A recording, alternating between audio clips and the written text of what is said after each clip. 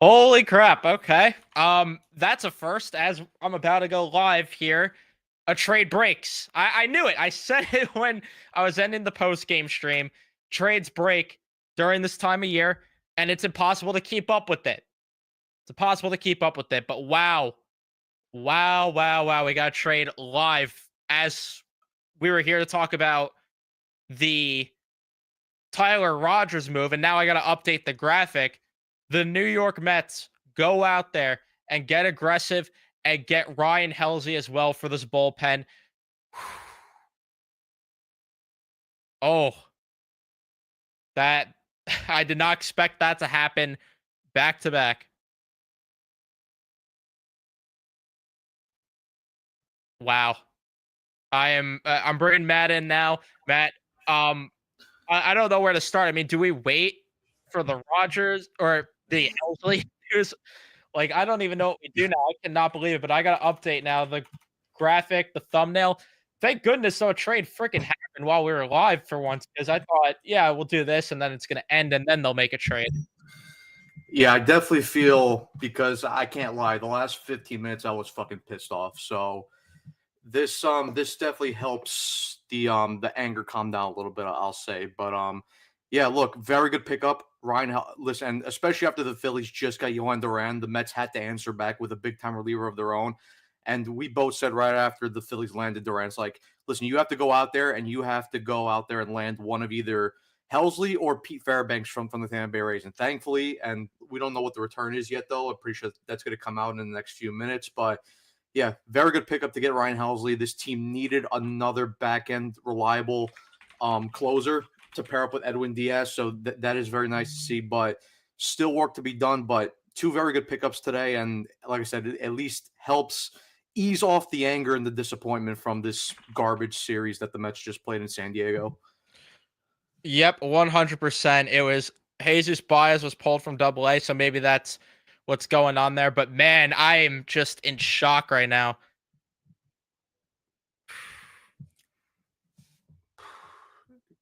I'm in shock, and we'll see what. I mean, if Jesus Baez is going the other way, that wouldn't surprise me. That would make a lot of sense given the fact that he's he's putting up respectable numbers right now in High A Brooklyn. But I can tell you right now, I'm not losing sleep if Jesus Baez is the headliner of the deal. We got freaking Ryan Helsley and Tyler Rogers in one day here. That is just great work. Now let's talk about the Rogers thing first, just because of the fact that that happened first. We have to go in chronological order here.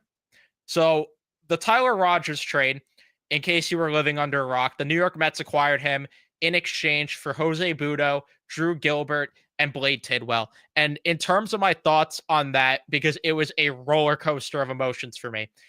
At first, I see first they acquire Tyler Rogers, and I'm obviously on cloud nine. And in terms of the numbers on the year for Tyler Rogers, just to break that stuff down for you guys, he currently sits with a 1.80 ERA with a 2.60 FIP, and that is over the course of 53 games that he has pitched in, only allowing 10 runs on the year, racking up 38 Ks during that time, a 0.86 whip.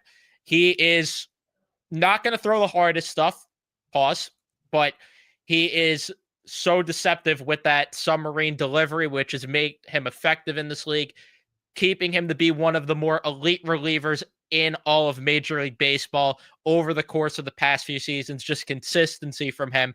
And at first, when I saw the return, I didn't love it because I thought, and it's not that I value Drew Gilbert that highly. It's not that I value Blade Tidwell that highly. And I've made it very clear that, and then the Jose Budo thing, I mean, you and I have been talking about for months now. Maybe you do some sort of reliever swap with him come the trade deadline because maybe a team views him as they could stretch him out to a starter again, or maybe they value him in the bullpen in that way. To me, just that made sense for that to happen. My concern was, okay, I thought you could have done better. I thought you could have done better with giving up Gilbert and Tidwell. That was my concern. But to be completely honest with you, Drew Gilbert's path to the major leagues is blocked. He's not a center fielder. He is more of a corner outfielder. you weren't going to play him this season. And then in terms of Blade Tidwell, I know what you're laughing at. But in terms of Blade Tidwell, um, his path to the majors isn't blocked, and they're both 24-year-old prospects. You have Drew Gilbert turning 25 in September, and he has not played a major league game. And Jose Budo, he was solid last year. In the playoffs, he was garbage. He couldn't get you those big outs. You have an opportunity to win now. You have an opportunity to get a top end arm.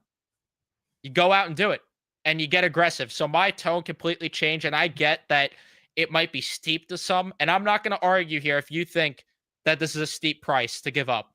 But this is the price you pay to go and win a World Series. Look at what the Diamondbacks gave up for AJ Puck last year. Look at what they gave up. Look at what we got the return from Ryan Helsley. So it's Baez, Dome, and Elise Salt. I believe that's how you pronounce the guy's last name. That is nothing. They didn't give up anything. Good job by David Stearns. That's a way they gave up. They give up more for Tyler Rogers than they did for fucking Ryan Helsley. I mean, if you want to use your coping methods, which I like to do here, which I'm currently doing for Duran, because when I saw the Duran trade from the Phillies, I'm like, they really gave up a guy that's not playing well in A-ball and Mick Abel, which Mick Abel is a solid prospect, but I was very pissed off because I'm like, the Mets couldn't match that, but my coping has been, okay, they probably asked for Tong or Bench because those guys are both ranked in the top 100 like the Phillies prospects, but I digress. We're here to talk about what the Mets did. Like I was saying before, though, I didn't love how steep the return is for Rogers, and you could argue that, but you are going out here trying to win a World Series, and you got to pay to get. And now, if you want to look at it in one full package here, the Mets got Rogers and Helsley for Budo, Gilbert, Tidwell, and then the prospects that you named. To me, again, it was steep, the Rogers trade, but you pay a price to try and win a World Series. I'll let you jump in. I've been talking too much here. No, you're good. There's plenty to talk about right now. But no, listen, when the Tyler Rogers deal first went down, I was happy because Tyler Rogers having a very good year this year out of the bullpen in San Francisco. And then once the returns came out, I was like, because initially we saw it was just Blade Tidwell and Drew Gilbert. I was like, okay, maybe a little more than I initially expected, but I was like, okay, I'm cool with this. Obviously, like you said, like Blade Tidwell, most likely, at least for the Mets, he's probably never going to crack this rotation as a starter, just because when you look at the other guys in this system, when you include Tong, McLean, Sproat, Christian Scott, who's going to come back from Tommy John surgery next year, he probably did not have a very good chance of ever cracking the starting rotation for this team. Could he have made it as a bullpen piece? Sure, but ideally, I think for Tidwell personally, for himself, I think he wants to crack the major leagues as a starting pitcher, which I fully respect. That do what's best for your career.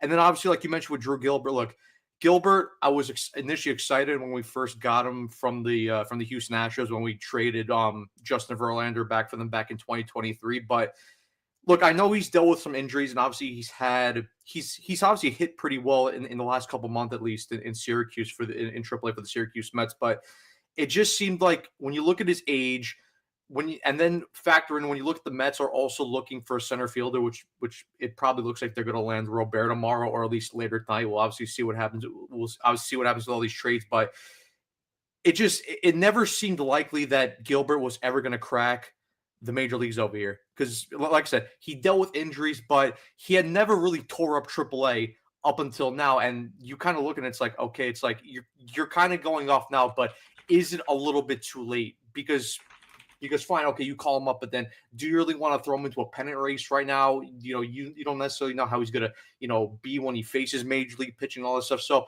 I think it was way more of a risk to bring up Drew Gilbert and to throw him into this, pressure cooker situation. So I think, I am fine with trading him. Then when we saw Budo in that trade package, I was like, damn, they gave up a lot for Tyler Rogers. And right away, right from my brain, when I saw trade with San Francisco Giants, and I'm like, okay, we're getting one guy and we're giving up, a ton of players for them.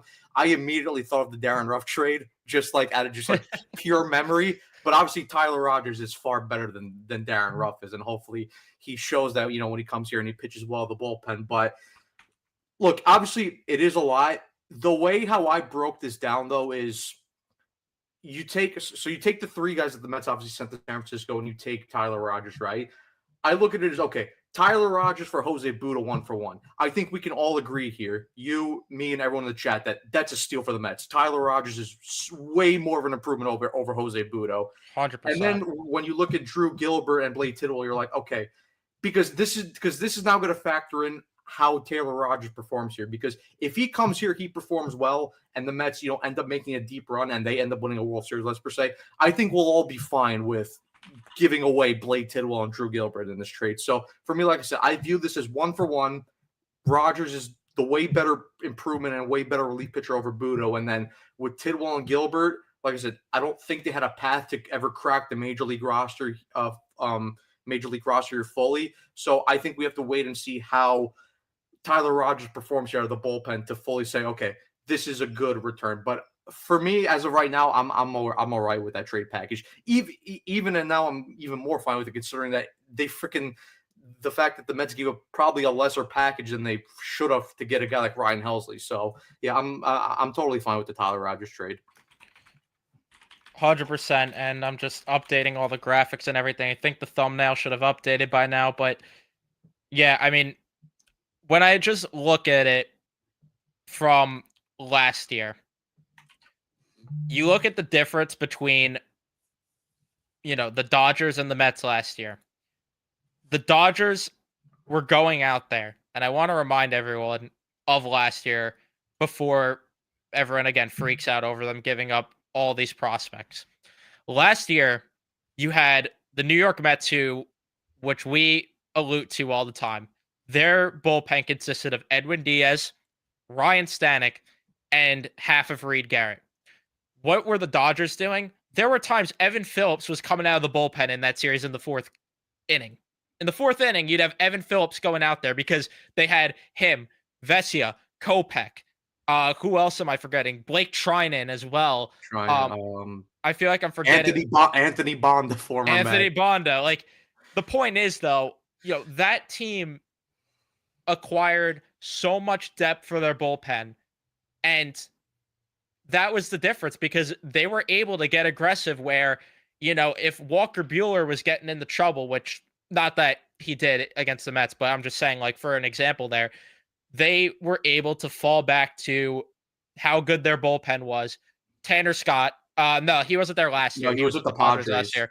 But the depth of the Dodgers bullpen last year, no, you're good, Brian. That's forgettable stuff. Yeah. But the depth of the Dodgers bullpen was something that helped them out in that series last year. You need this in the playoffs. And I always look back too at the Nationals in 2019, and even though they were more starter heavy than reliever heavy, a big part why they won is because of how lights out, their bullpen was at times. I mean, Sean Doolittle was nails for them at points during that playoffs, and then of course Hudson. You need that. You need those relievers come playoff time, and especially when you watch your division rival go out there and acquire Duran, which it's annoying because we're going to have to deal with him for multiple years as well with the control that he has. But I would rather give up the quantity of these prospects that they did give up today than give up the quality of a Jonah Tong, of a Brandon Sproat, of a Carson Bench. I would rather give up what they did today to get Rogers and Helsley than Duran. And again, Duran is better than both of these guys. I want to make that clear before I'm sure there's going to be some Phillies fan that's like, you don't know ball.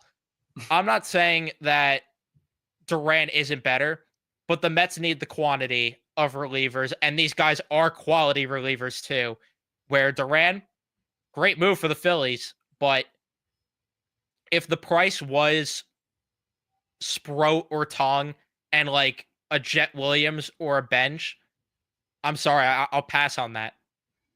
I'd rather go out and give Drew Gilbert, who is not made his major league debut at age 24. Blade Tidwell, who looks more like a reliever at this rate, and Jose Budo. And then on top of that, the other prospects that they gave up for Ryan Helsley. I would rather give up these guys than give up Benj and Tong or Benj and Sproat, whatever it might have been, for Duran. You know what? I'm fine with Phillies fans saying that Johan Duran is better than Ryan Helsley. I'm fine with it, because part of it is it true? Yes, Johan Duran is a better pitcher than Ryan Helsley, but you know what? We have Edwin Diaz.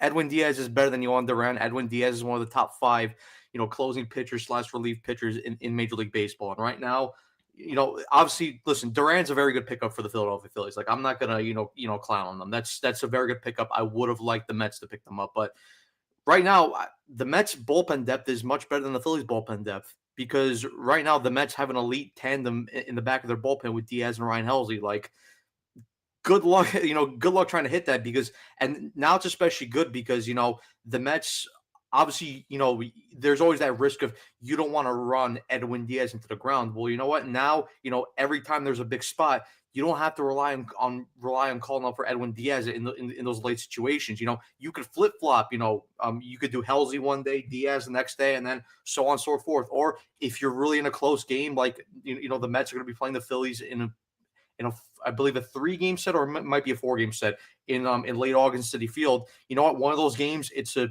close 1-run, 2-run game. Boom, you could have both Diaz and Helsley for the 8th and 9th inning. So I definitely feel a lot more better about this bullpen than I did 24 hours ago. Because now when you look at it, Reed Garrett was mainly the 8th inning guy. Now he moves back to a 7th, 6th inning guy. Maybe you still have Brooks Raley. You have Gregory Soto, who you just added, and I know he had the rough outing in that first game in San Diego, but still, I trust Gregory Soto. I do like his stuff. So the bullpen's just getting much deeper. And now, listen, I know we don't really love Stanek necessarily that much, but okay, now you have an option, Stanek, who you don't have to necessarily throw him in high leverage spots. You could bring him into lower leverage spots, in a game, depending on when you need to utilize him. So, and it's like you think with the mention, it's like the thing that you mentioned with the Dodgers last year, because when you look at the Dodgers, starting rotation of playoffs, they were mainly going out there and they were rotating between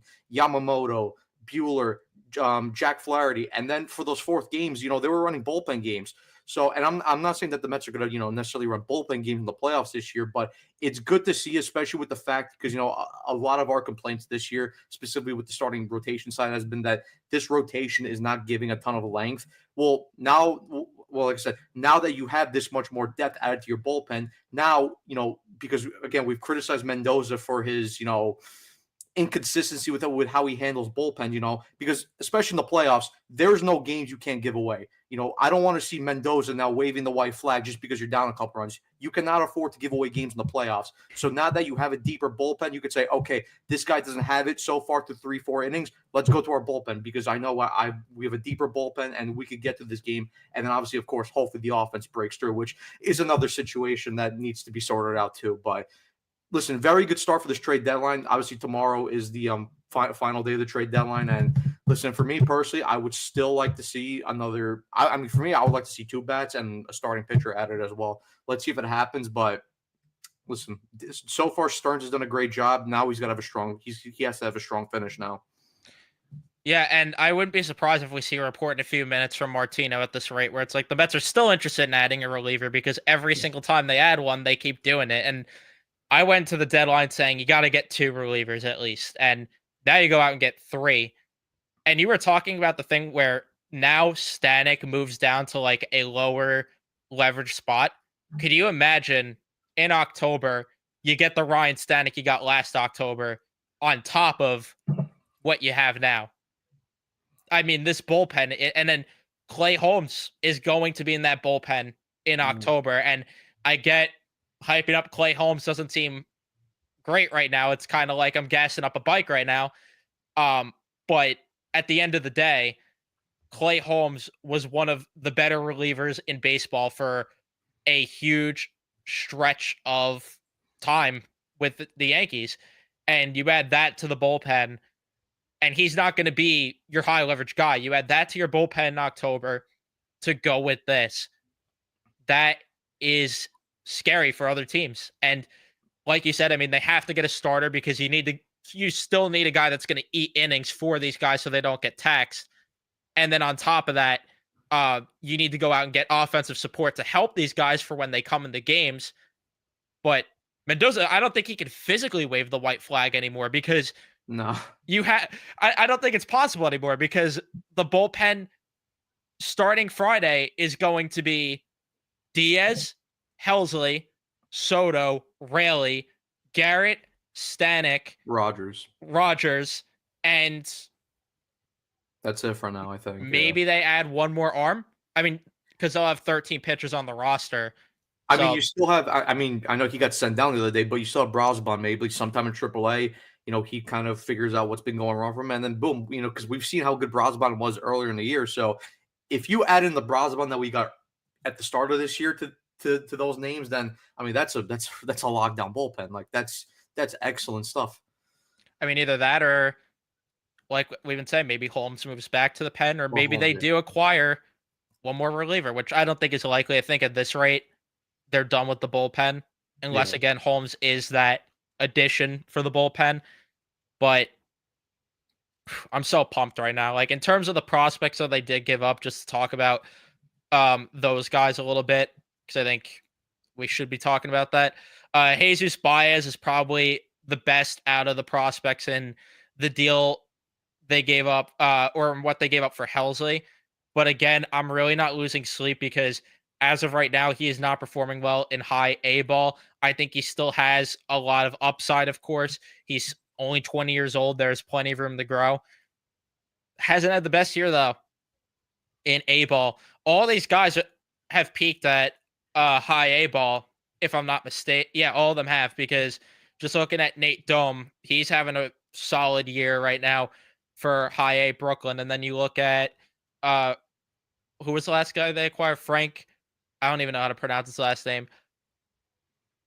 Elliott. Wow. Look at from Anthony DeComo. I'm told the Mets intend to remain active even after acquiring Ryan Helsley and Tyler Rogers for the bullpen. They're still pushing for a bat. So that's good that Stearns is still looking for more help. Oh, I thought for a second you were saying they're still looking about acquiring more relievers. I was going to say, okay.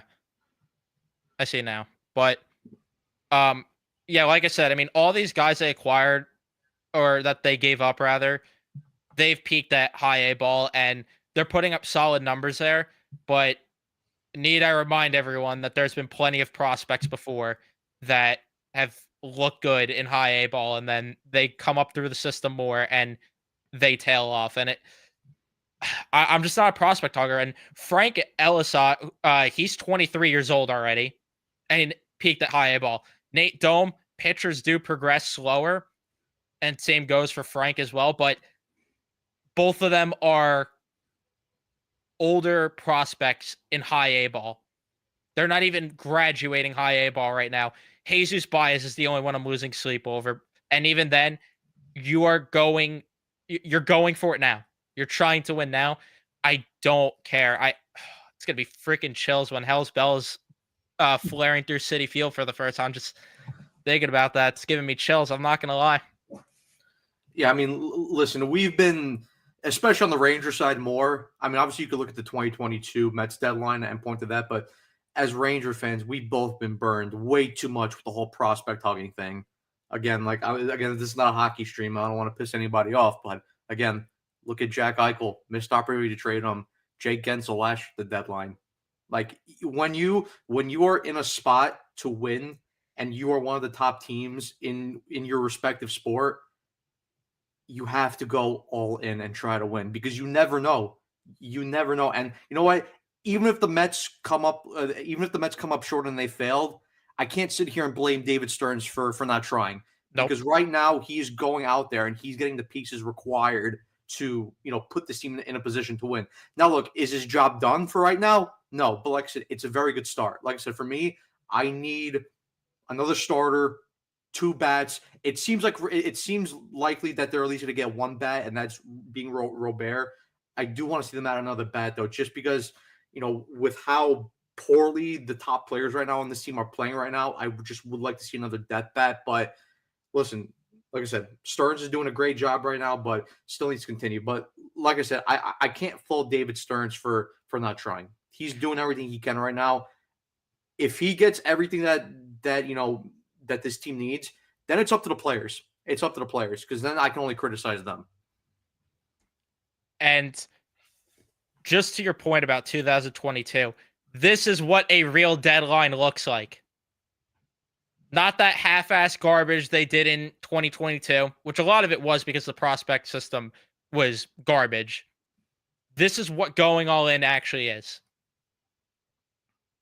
I'm so freaking hyped about this. And then if you're going to look into this as well from the future perspective, and yes, Naquin wasn't a good move. I'm sorry to let you down. But if you're looking at this from, and I don't want to focus on the offseason because I want to enjoy every second of this bullpen while you have it. But now you could look at this in the event, and it would suck if it happened, but in the event Edwin Diaz opts out, you could utilize that money to keep Rogers and Helsley around, overpaying just Edwin Diaz. And, we'll have that conversation of what's more worth it come the offseason.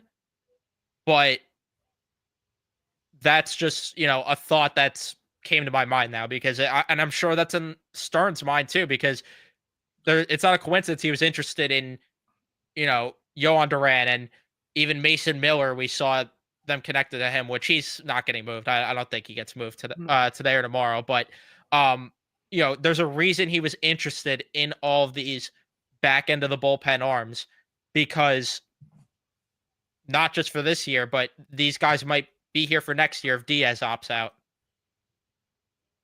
Yeah, listen, I fully trust David Stearns with all these moves he's pulling off, because, obviously he's looking for help, obviously for right now, but even still, I trust him enough with how he's built the Brewers, in his time in Milwaukee, because he's always a guy that's like, okay, I'm going to look to win now, but I'm also going to look to make moves that can help this team for the future and set them up and set them up for the better. Because listen, it's obviously winning right now is important, but it's all about consistently winning and putting yourself in the best spot possible to win in the future and win at a consistent rate. Like similar to what the Dodgers are doing right now. Like listen, the Dodgers make all these very good trades, but they also set themselves up well up for the future, to where they're going on multiple huge runs every single year. I mean, they always get to the NLDS.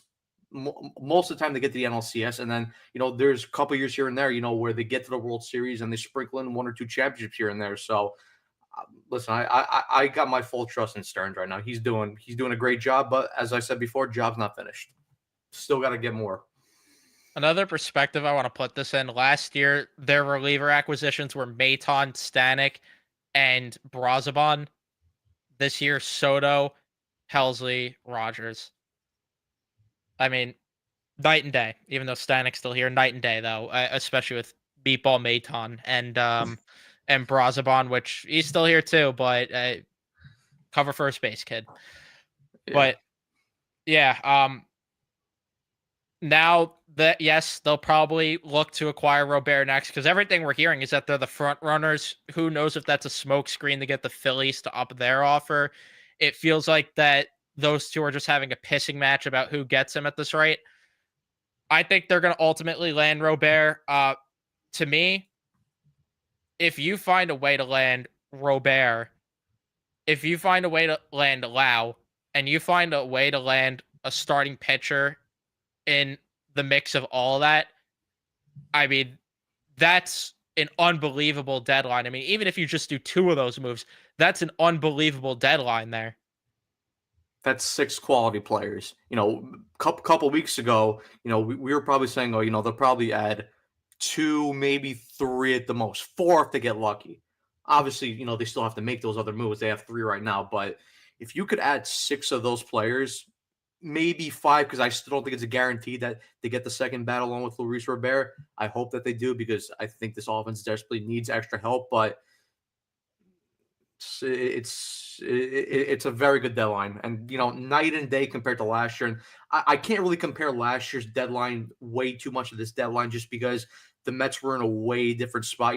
Even though they were heating up after they called up Jose Iglesias and they went on that long, huge winning streak, there was still no guarantee that that team was going to make the playoffs. So I understand with the conservative buy-in and say, okay, listen, we have a shot to make the playoffs, but let's not overpay way too much, because also we saw last year how much of a seller's market last year's trade deadline was. I mean, like I mentioned, the Padres gave up a ton last year just to land Tanner Scott and Jason Adam, and those are two bullpen arms, and they still came up short, and they lost to Dodgers in the NLDS. So, but this year they're in a completely different spot. Right now they're freaking battling with the Phillies for first place in the division. Right now it looks like both teams don't want first place in the division, because the White Sox are beating the Phillies right now. So this is going to go back and forth until the end. But yeah, listen, this year they're in a way better spot. I think right now they have a 90% chance or 93% chance to make the playoffs. They're going to make the playoffs. So when you have that much of a guarantee, got to go all in. You got to add. And like I keep saying, it's a good start, but you still got to acquire more.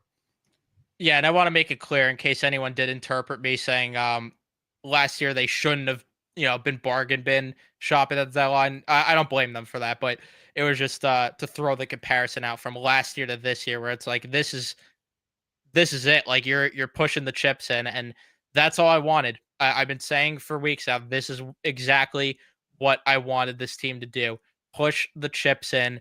And you don't sign Juan Soto to a record-breaking deal to half-ass it. You acquire him, you sign him to try to win a World Series.